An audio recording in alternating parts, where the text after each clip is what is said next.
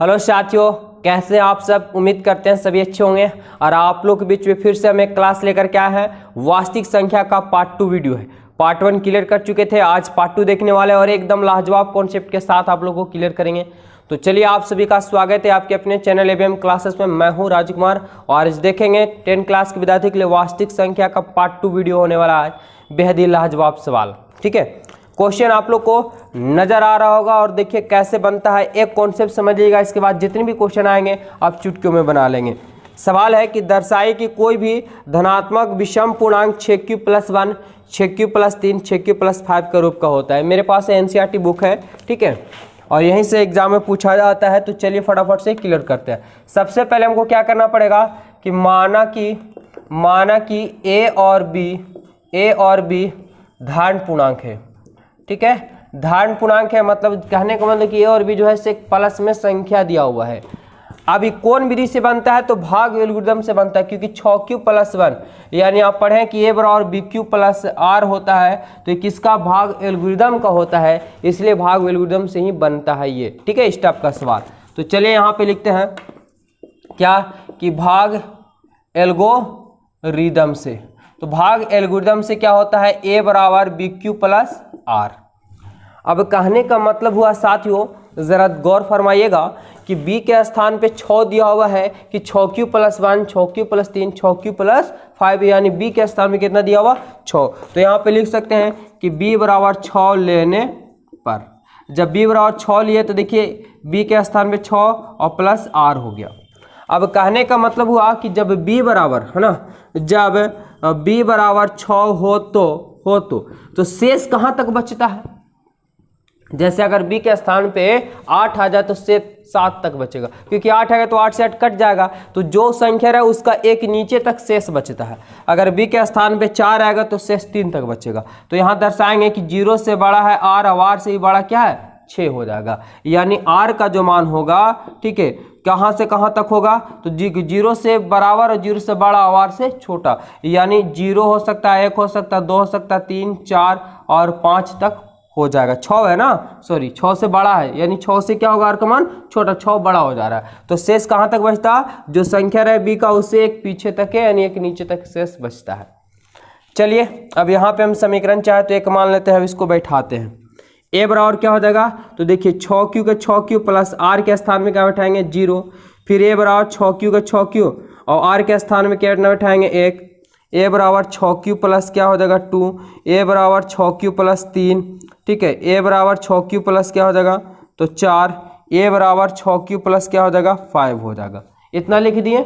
अब लिखने के बाद देखिए थोड़ा सा नीचे जगह नहीं, हम यहाँ पे लिख दे रहे हैं। हमसे पूछा क्या है वो जरा समझिएगा।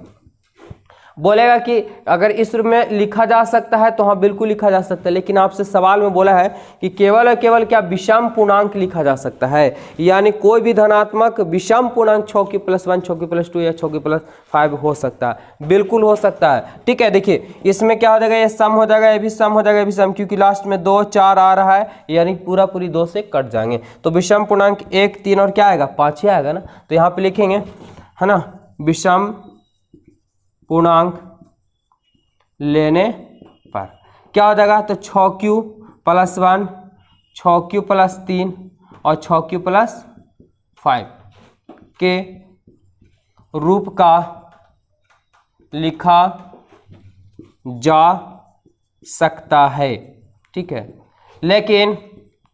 लेकिन यहाँ तो हमारे पास ढेर सारा आया है तो हमको इसके बारे में जवाब देना होगा। लेकिन 6q, 6q+2 और 6q+4 के रूप का नहीं होगा, क्योंकि 2 से क्या है विभाज्य है। हमें क्या लेना है, सिर्फ विषम पूर्णांक लेना है। तो अतः ठीक है, अतः 6q+1, 6q+3 और 6q+5 के रूप का लिखा जा सकता है, लेकिन 6q+2, 6q+3, 6q, 6q+2, 6q+4 का रूप का नहीं हुआ, क्योंकि ये 2 से क्या है विभाज्य है। तो बिल्कुल समझ में आया होगा क्या करना है कि जब भी एल्गोरिथम इस रूप में दिया हुआ रहे, ठीक है, तो ए और बी धनात्मक पूर्णांक मानना है और भाग एल्गोरिथम से लिखना है ए बराबर बी क्यू प्लस आर होता है एक भाग एल्गोरिथम से। आपको देख लेना कि क्वेश्चन में कितना दिया हुआ, 4 दिया हुआ, 6 दिया हुआ, 5 दिया हुआ, तो बी बराबर ले लेंगे, शेष कहाँ तक बचेगा, उसके एक नीचे तक यानी 5 तक शेष बचेगा। जो आपको दिया हुआ उसको हम क्या कर देना है, दर्शा देना है। चलिए बैठा देना जो बोले। अगर बोलेगा कि सम पूर्णांक 6 प्लस 2 6 प्लस 4 6 प्लस 6 का होगा तो बिल्कुल हो जाएगा सम पूर्णांक। विषम बोला तो विषम होगा, सम वाला नहीं होगा। और ये हमारा क्या हो गया, सिर्फ दर्शाना रहता है। तो उम्मीद करते हैं कि बहुत ही अच्छे तरीके से समझ में होगा। ऐसा कीजिए कि एक स्क्रीनशॉट मार लीजिए और इसको रिपीट बना लीजिएगा, क्योंकि एनसीईआरटी अब बहुत ही लाजवाब होता है। तो चलिए अगले क्वेश्चन की ओर बढ़ते हैं और अगला क्वेश्चन देखिएगा आप लोग। तो चलिए साथियों हम ले लिए अगला क्वेश्चन। याद रखिएगा कि वक्त पर पसीना बहा लो, वक्त पर पसीना बहा लो मेरे साथियों, वरना बाद में आंसू बहाने पड़ते हैं। इसलिए अभी समय है खुद को बदलने का, जी जान से झोंक दीजिए मेहनत में। देखिए सवाल दिया 3 नंबर क्वेश्चन कि किसी परेड में 616 सदस्य वाली एक सेना की टुकड़ी को 32 सदस्यों वाले एक आर्मी बैंड के पीछे मार्च करना, मतलब सजाना है, लगाना है। दोनों समूहों को समान संख्या वाले स्तंभों में मार्च करना, मतलब बराबर बराबर कॉलम होना चाहिए। उन स्तंभों की अधिकतम संख्या क्या होगी जिनमें वो मार्च कर सकते हैं। तो ये यहाँ पे आपको जो क्वेश्चन जो है, क्वेश्चन कुछ और बोल दिया, आंसर कुछ और तरीके से निकलता है। तो ये समझना होगा आपको कि 616 को टोटल है, उसको कितना 32 वाले स्तंभ में मार्च करना है। यानी अधिकतम संख्या पूछा कि कै गो, जैसे मान लो कि ऐसे इस रूप में बन रहा है, तो इसमें आर्मी जो है सिर्फ 32 ठो बनाने, तो एक गो में कितने आएंगे, अधिक से अधिक आएंगे। तो सब में मिलेगा, सब में बराबर होंगे, और सब में बराबर वही होता है जो मसा होता है, क्योंकि सब में क्या होता है, कॉमन निकलता है, वही मसा होता है। इसलिए इसको क्या निकालना पड़ेगा, मसा निकालना पड़ेगा। तो चलिए यहाँ पे निकालेंगे कि 616 और 32 का है ना स्तंभ की संख्या यानी महत्तम समावर्तक निकालना है। इसीलिए आप जरा जानेंगे कि अब महत्तम समावर्तक निकालना है तो क्या बताया था कि बड़ा वाला को ए मानना हो, छोटा वाला को क्या मानना है, बी मान लेना है। तो चलिए यहाँ पे वही कीजिए फटाक सा कि ए बराबर जो हो जाएगा हमारे पास 616 हो जाएगा और बी बराबर जो हो जाएगा 32 हो जाएगा। क्या लिखेंगे, भाग एल्गोरिदम से। ठीक है, भाग एल्गोरिदम से जरा बताएंगे फटाक सा क्या होता है साथियों। तो बस यही होता है, ए बराबर बी क्यू प्लस क्या आर होगा। ए का मान 616 हो गया, बी का मान 32 हो गया, क्यू का मान पता नहीं हमें, जब तक आर नहीं जीरो करेंगे तब तक तोड़ते जाएंगे, यही कॉन्सेप्ट है ना। तो चलिए 32 से भागा दीजिए 616 में, आप लोग को रफ में भागा दे देना हो। 31 गुना 62 होता है, एक बार में लगाएंगे 32, ठीक है, सॉरी 32 गुना 64 हो जाएगा, है ना। तो हमको 61 ही है, लगेगा नहीं, तो एक बार में लगाएंगे। तो 11 में से 2 जाएगा 9 बच जाएगा, और ये बच जाएगा 5 में से 3 गया तो 2 बचेगा, ये 6 का 6 हो जाएगा। तो 32 गुने कितना लगभग करे पड़ेगा, और 9 करेंगे 9 3 27 ज़्यादा हो जाएगा। चलिए गुना करते हैं, देखते हैं क्या आता है कि नहीं आता। 8 दूना 16 के 6 हाथ में 1, और 8 3 24 से 1 25। 32 गुने 9 करते हैं, 9 दूना 18 के 8 हाथ में 1, 9 3 27 से 1 28, यानी 9 बार मिलाएगा कितना, तो 288 लग गया। 16 में से 8 जाएगा, 8 बच जाएगा, ये कट गया, ये भी कट गया। यानी कहने का मतलब हुआ कि कितना बार में लगा, तो 19 बार में लगा, लेकिन शेष कितना बच गया, तो 8 बच गया। आंसर तभी होगा जब आर के स्थान पे 0 होगा, यही है ना कॉन्सेप्ट। चलिए अब नहीं काटा तो ये वाला आगे आ जाता है, और 8 हमारे पास यहाँ चला आएगा। अब 8 से क्या करेंगे, भागा देंगे कितना में, 32 में। 8 चौका 32, पूरा कट गया यानी 0 हो जाएगा, है ना। तो कितना बार में लगा, 4 बार में लगा, और शेष कितना बच गया, 0 हो गया। और जब ये 0 होता है तो हमारे पास मसा हो जाता है, यानी महत्तम मसा बराबर बोल सकते हैं 8। इसीलिए है ना, स्तंभ की अधिकतम संख्या जो हुआ है कितना होगा, तो 8 हो जाएगा। बस यही आपका क्या हो जाएगा, राइट आंसर हो जाएगा। तो उम्मीद करते हैं कि बहुत ही अच्छे तरीके से आप लोगों को समझ में आ गया होगा, ज़रा सा भी कोई दिक्कत नहीं हुआ होगा। बस क्या निकालना था, मसा निकाल देना था इसमें, यानी स्तंभ की संख्या, क्योंकि बराबर बराबर भागों में बांटना था। तो चलिए इसको भी एक प्यारा सा स्क्रीनशॉट हो जाए और हम चलते हैं अगले क्वेश्चन की ओर। और मज़ा आ रहा है विद्यार्थी, वीडियो को लाइक करते जाइए और अपने दोस्तों के साथ शेयर करते जाइए। ठीक है, वीडियो को शेयर कीजिए, नए नए विद्यार्थियों को जोड़िए। और आप लोग को मज़ेदार से क्लास चलने वाला है, अभी तो स्टार्ट है, टेलर है, पिक्चर अभी बाकी है। सवाल देखिए, क्वेश्चन नंबर आप लोग को नज़र आ रहा होगा, और क्या कैसे बनेगा ये, बस घबराना ही, जब मेरे साथ बने हुए तो घबराना नहीं है। बोला है कि किसी युगलिक विभाजन परिमेयिका का प्रयोग करके दर्शाना कि किसी भी धनात्मक पूर्णांक का वर्ग, धनात्मक पूर्णांक का वर्ग जो है, पूर्णांकों का वर्ग किसी पूर्णांक यानी m या 3m या 3m+1 का रूप का होता है। या बोल दिया संकेत में कि आप मान लीजिए कि x कोई धनात्मक पूर्णांक है जहाँ पे 3q 3q+1 2q+2 के रूप को लिखा जा सकता है। इनमें प्रत्येक के लिए वर्ग कीजिए और दर्शाइए कि इनको 3m या 3m+1 के रूप में लिखा जा सकता है। यानी आपको हिंट्स में भी दिया हुआ है, लेकिन हिंट्स में देने से भी कुछ नहीं होता है। जब तक विद्यार्थी को अच्छे तरीके से नहीं समझ में आया तब तक कोई फायदा नहीं होने वाला है। तो चलिए हम दर्शाते हैं। सबसे पहले क्वेश्चन नजर आ रहा होगा, तो क्या करेंगे सबसे पहले कि माना कि a और b क्या है, धन पूर्णांक है। ठीक है, धन पूर्णांक है।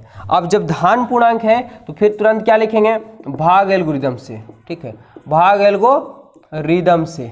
देखिए कॉन्सेप्ट हर जगह पे बना हुआ अलग अलग रहता है, लेकिन घबराइएगा नहीं मेरे साथियों। a बराबर क्या होता है, bq+r हो गया।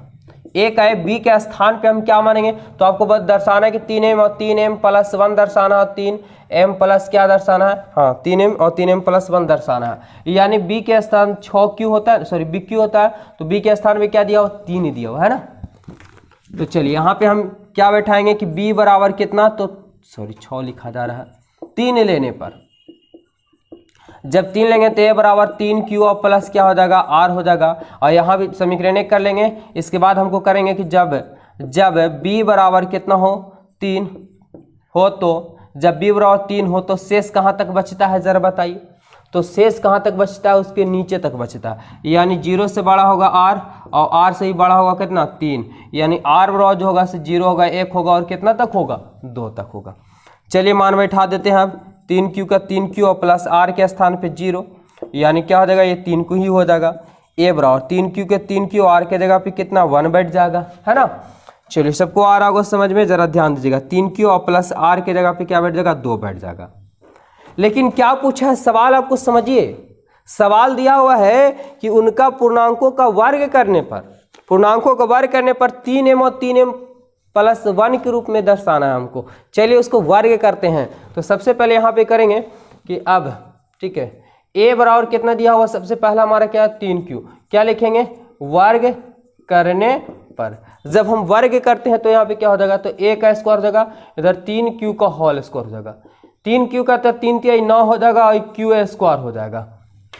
चलिए यहाँ पे दर्शा देते हैं साथियों, घबराइएगा नहीं, बस बने रहिए वीडियो में। कुछ पाने के लिए कुछ खोना नहीं, कुछ करना पड़ता है मेरे साथियों, इसलिए ध्यान से वीडियो में थोड़ा सा 10 मिनट बने रहिए, क्योंकि कुछ पाने के लिए कुछ खोना भी पड़ता है, कुछ करना भी पड़ता है। अब यहाँ पे है कि 9 है, लेकिन हमको तो दर्शाना है किस रूप में, 3m।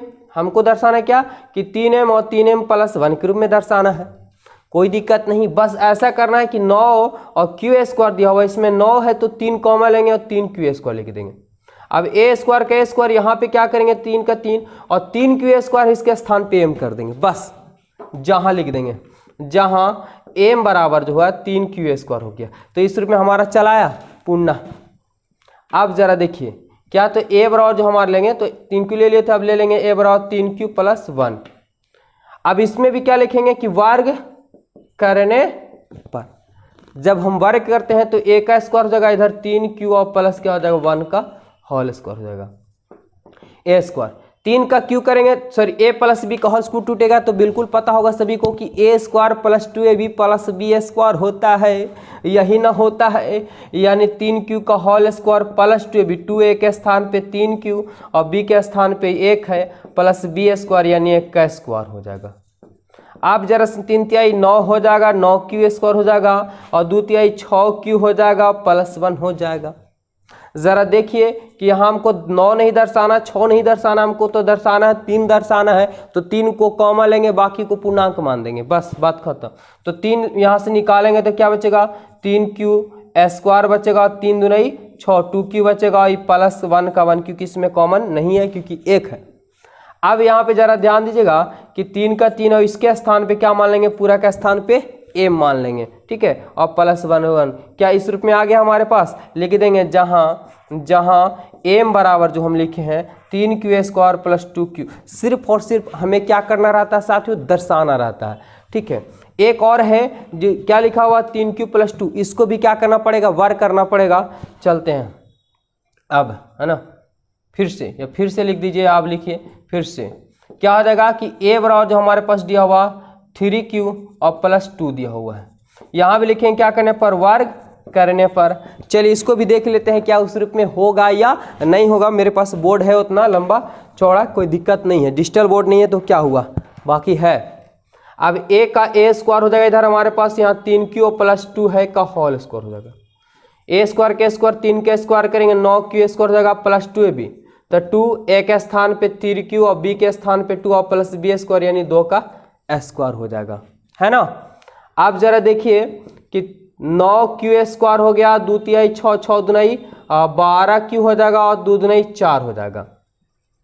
लेकिन हमको तो दर्शाना है भैया 3q + 1 के रूप में, लेकिन नीचे में आ रहा, पीछे क्या आ रहा है, 4 आ रहा है। तो क्या ऐसा दिमाग लगा सकते हैं कि कुछ हमको लास्ट में कितना दर्शाना है, मात्र तो एक ही दर्शाना है। तो ऐसा लिख सकते हैं, क्या लिख सकते हैं कि 9q² और +12q और +3 + 1 क्या हो सकता है, बिल्कुल हो सकता है। चलिए लाइट भी कट गया, घबराइए नहीं, बस बने रहिए आप लोग, थोड़ा सा बचा हुआ है। क्या करेंगे कि 3 कॉमा यहाँ से निकालेंगे तो 3q² हो जाएगा। अब यहाँ पे क्या बचा, 4q हो जाएगा और 3 निकल जाएगा तो 1 बचेगा और ये 1 प्लस का प्लस रह जाएगा क्योंकि वो तो अलग है ना। अब यहाँ पे क्या, तो a² का a² यहाँ पे 3 है, इतना का स्थान पे हम क्या करेंगे m और +1 का 1 लिख देंगे फिर से, जहाँ m बराबर जो है 3q² + 4q + 1। यहाँ m क्या है, तो एक पूर्णांक है, संख्या माना हुआ है ना। अतः धन पूर्णांक का वर्ग किस रूप में लिखा है, देखिए यहाँ भी वर्ग किए मेरे साथियों, जरा ध्यान, इसको वर्ग किए तो किस रूप में आया, 3m के रूप में आया। अच्छा इसको भी वर्ग किए तो किस रूप में आएगा, कहाँ आया, चलिए यहाँ पे, हाँ देखिए 3m + 1 के रूप में आया। इसको भी हम वर्ग किए तो किस रूप में आया, 3m + 1 के। अतः धन पूर्णांक का वर्ग 3m + 1 और 3m, है ना, 3m और 3m + 1 के रूप में होता है। चलिए हमारे क्या हो गया, प्रूव्ड हो गया। तो उम्मीद करते हैं कि बहुत ही अच्छे तरीके से आप लोगों को समझ में आया होगा। बिल्कुल थोड़ा सा लंबा है लेकिन घबराइएगा नहीं, क्योंकि जीवन में उतार चढ़ाव आते रहते हैं, कभी क्वेश्चन हार्ड तो कभी क्वेश्चन लो आते रहेगा। घबराइए नहीं, बिल्कुल अच्छे तरीके से इसको एक बार रिपीट कर लीजिए। और कैसा लगा वीडियो जरूर कमेंट कर जरूर बताएगा, और अगले वीडियो जल्दी आएगा आप लोग कल। ठीक है, तो आज के लिए सभी को जय हिंद, प्यारा सा लव यू ऑल।